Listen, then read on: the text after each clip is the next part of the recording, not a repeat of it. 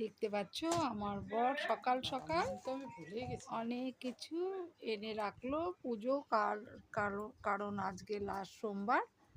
যা যা যাবতীয় জিনিস লাগে ফুল প্রসাদ মানে মিষ্টি ফিষ্টি এনে রেখে দিল বাজার থেকে। এবারে বড় বাজার যাবে সবজি বাজার করতে, কারণ সোমবার আমার বরের ছুটির দিন। আমার বর বাজারে যাবে, ওই সব সবজি বাজার টাজার সব আমাদের নিয়ে চলে আসে। ওই সপ্তাহে ছুটি হয়, এক সপ্তাহের মধ্যে এক সপ্তাহে বাজার তুলে নেয়। আবার মুদিখানাও মনে আজকে আনবে, মাসকাবাড়ি বাজার। তো বেরিয়ে গেল, আমি এদিকে রান্না করতে বসে গেছি। আমার বর পনির এনে দিয়ে গেল, যেহেতু সোমবার লাস্ট সোমবার নিরামিষ, তাই আমি পনিরের তরকারি বলে তারপরে আমি পনির তরকারি বসিয়ে দিয়েছি। তাহলে নমস্কার বন্ধুরা, কমল কমলি চ্যানেলে সবাইকে অনেক স্বাগত। আশা করছি তোমরা সবাই ভালো আছো, আমরাও ভালোই আছি। সবাইকে জয়গুরু জানিয়ে আমি আমার ভিডিওটা এখন থেকে শুরু করছি। তোমরা আমার সঙ্গে থেকো, আশা করছি তোমাদের ভিডিওটা ভালোই লাগবে। নতুন ব্লগ নতুন ভিডিও নিয়ে সকাল থেকে আমি শুরু করলাম, তোমরা আমার সঙ্গে থেকো কেমন। আর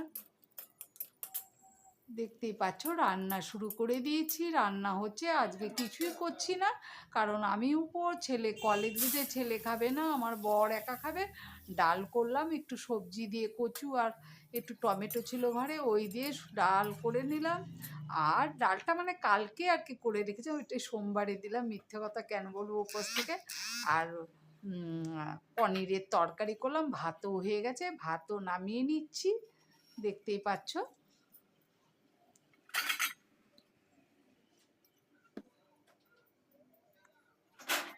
তা ভাবলাম বরের জন্য আলাদা করে তরকারি উঠিয়ে রাখি এক বাটির থেকে।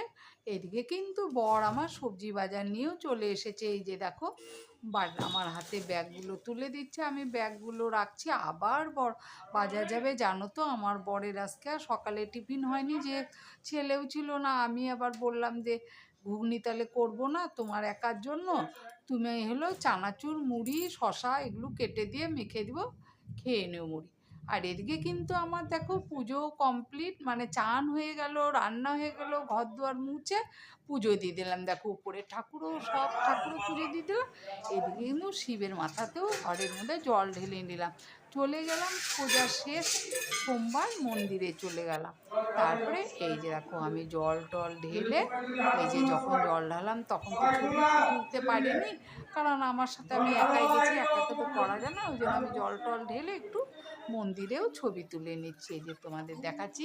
এদিকে আমার শিবের মাথায় জল ঢাললাম, বাবার মাথায়। এদিকে কিন্তু কালীবাড়িতে এসেছি, কালীবাড়িতে মন্দিরটা, শিবের মন্দিরটা কালীবাড়িতে, কালী মন্দিরেও পুজো দিলাম মায়ের নামে। এদিকে শিবের মাথাতেও জল ঢাললাম। এই দেখো আমাদের মা, জয় মা, সবার মঙ্গল করো মা। তারপর এদিকে পুজো টুজো দিয়ে সোজা ঘর চলে এলাম। ঘর চলে এসে আমার বরকে খেতে দিলাম, দেখেইছো। আর এদিকে দেখো আমাকে কি সুন্দর একটা টিপ পরিয়ে দিয়েছে, একটা শিবের টিপ, একটা কালী মন্দিরের লাল টিপ। শিবের কিন্তু ওই যে কালো রঙের ইসের যজ্ঞের মতো টিপ ছিল। এদিকে দেখো আমার প্রসাদ, এটা বরের খাওয়া হয়ে গেল, বাসন মাজা হয়ে গেল, এটা আমার খাবার ছিল।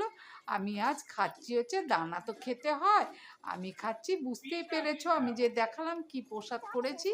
এটা আমি প্রসাদ করেছি সবজি দিয়ে, টমেটো দিয়ে, কাঁচা লঙ্কা দিয়ে, ওই যে তোমার একটু ডাল দিয়েছে, আর ওই যে তোমার কি বলে ওটা নাম, ডালিয়া, ডালিয়া একটু মার ভাতের মতো করে নিয়েছি। এটা ঘি দিয়ে সন্দক লবণ দিয়ে খাচ্ছি বন্ধুরা।